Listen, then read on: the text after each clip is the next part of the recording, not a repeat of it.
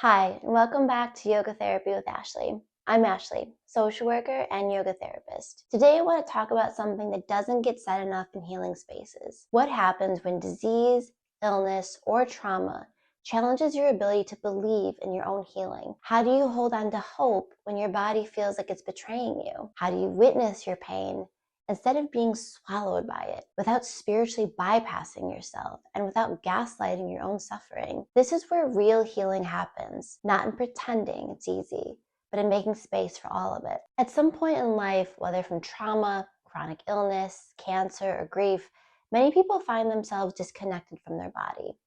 One moment, the body is something you live in. The next, it's something you endure. The brain fog rolls in, the fatigue sets in, the nausea keeps coming back, and you feel like, I don't even recognize myself anymore. That's not just physical pain, that's existential pain. It challenges your sense of control. It shakes your confidence in your body's ability to heal. And over time, it's not just the body that feels sick. Your hope starts to feel sick too. If you've done spiritual work, meditation, yoga, breath work, you know all the beautiful words. Trust the process, surrender, shift your vibration, stay in the present. But what happens when you're 6 days into chemo, or 3 months into a flare-up, or 5 years into grief, and your hope is hanging by a thread? Sometimes you don't need another mantra.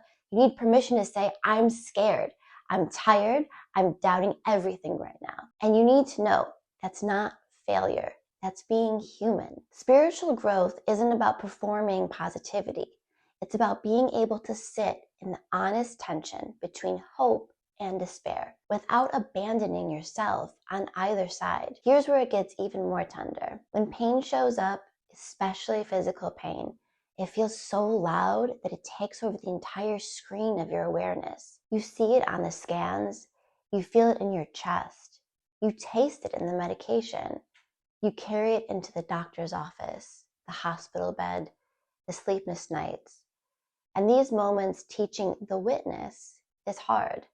How do you become the observer when your pain is the only thing you can feel? But this is exactly where the practice begins. You don't have to make the pain disappear to find the witness. You simply start noticing, I am having this experience, but I am not the experience itself. Even as the body aches, something in you remains whole. That spark, the consciousness, the witness, is untouched. It's not time-bound. It doesn't judge. It just is. In real healing work, doubt will visit you. You will question, can my body actually heal? Am I strong enough to keep going? What if I'm fooling myself? These are not weak questions. They are sacred invitations to make room for both your humanity and your spirit.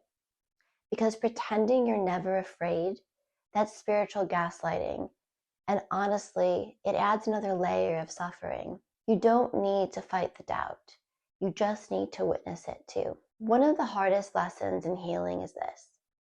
Not everything is meant to be fixed immediately. Sometimes healing means learning to hold pain without losing yourself to it. It means saying, I see you, pain. I feel you, but you're not the whole of me. The witness allows both things to coexist. The very real physical suffering and the very real infinite spark that's never been touched by it. There's a dangerous place many people fall into, especially in spiritual or wellness spaces, and that's what some call spiritual narcissism. You attracted this illness. If your vibration was higher, you'd be healed. Your thoughts created your disease. Let's be clear. No one chooses illness or trauma. Yes, there may be soul lessons.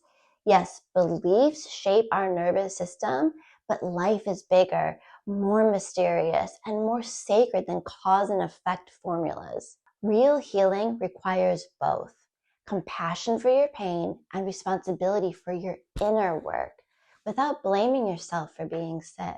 If you take one thing from today, let it be this.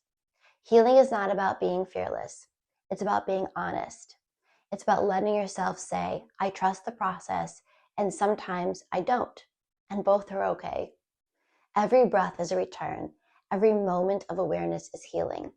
Every ounce of hope, even when fragile, is sacred. You don't need to get it perfect. You just need to keep showing up gently, honestly, and fully. If this spoke to something in your own healing journey, you're not alone.